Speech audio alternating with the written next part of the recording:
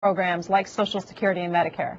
Well, the President's Bipartisan Commission put a lot of ideas on the table, as he indicated last night. Now we need to go through a process with our Republican colleagues to figure out how we can come together on some things. It's going to require give and take. I think a good model in that regard was when former President Reagan came together with former Speaker of the House Tip O'Neill to deal with the Social Security at that time. So I believe that, you know, people in good faith can come together. Everybody's got to be willing to give a little bit.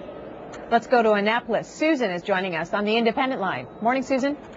Good morning. I was just calling in to give my comments about the speech last night.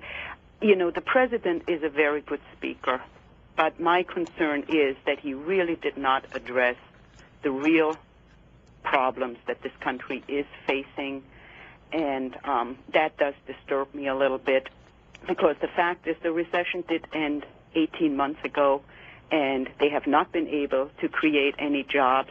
The economy is growing, but I'm really doubtful that this growth is based on anything real in the economy. I think it's more a result of money printing and inflating, you know, the economy with quantitative easing, and that is usually good for the stock market to rise. It does improve the GDP, and the question that I have is, once all of that ends, what's going to happen? And you know, well, let's get a response from the congressman, the ranking member on the House Budget Committee. Well, the caller put her finger on the key issue that we're facing today, which is how to get more people back to work. How do we bring down the unemployment rates? As the president indicated last night, he's trying to make sure that a lot of the capital that is on the sidelines, again, a lot of corporations have got good bottom lines these days, and the challenge is to get them to invest more in the economy today, which is why we initiated this 100% immediate depreciation for investments over the next year, to try and get more of that money invested in jobs in the economy.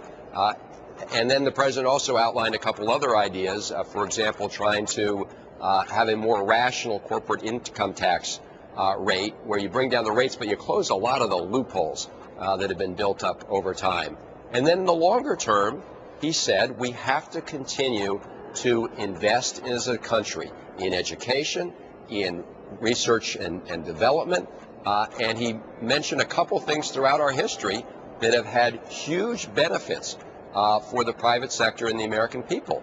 And when you're dealing with countries like China and India that are competing hard in the international marketplace, we cannot become number two. We've got to invest as a country to make sure that we remain competitive, and we can make sure that the future continues to be brighter for our kids. One last phone call here for you. Dade Center, Kansas. Tracy, Democratic line. Go ahead.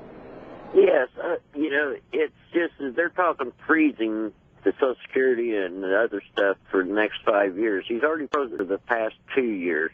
He's already done damage to the people that are on Social Security. And if the doctors, and we have to have insurance that is mandatory, the doctors should take what the insurance or Medicare should pay in full. Because what they're doing is they're tacking on more and more and making the other people that don't have the money to try to pay it, and then you have to file bankruptcy because you can't get out of it. Well, let me respond to that, because when the president talked about a 5-year freeze on domestic discretionary spending, that does not include a freeze on Social Security or Medicare.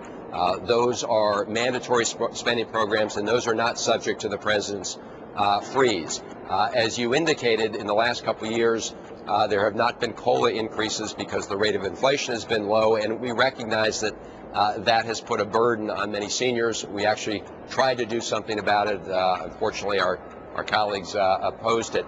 But the fact of the matter is, as the caller said, and the president mentioned last night, we need to make sure we have a rational tax system which is why the president said we can no longer afford to continue these large tax breaks for the folks at the very top. In other words, we're not going to, be cutting back Social Security and Medicare that helps middle-class America in order to pay for these tax cuts for the folks at the very top. That would hurt the middle class, and that's exactly the wrong way to go. Representative Chris Van Hollen, Democrat of Maryland and ranking member of the House Budget Committee, thanks so much for your time.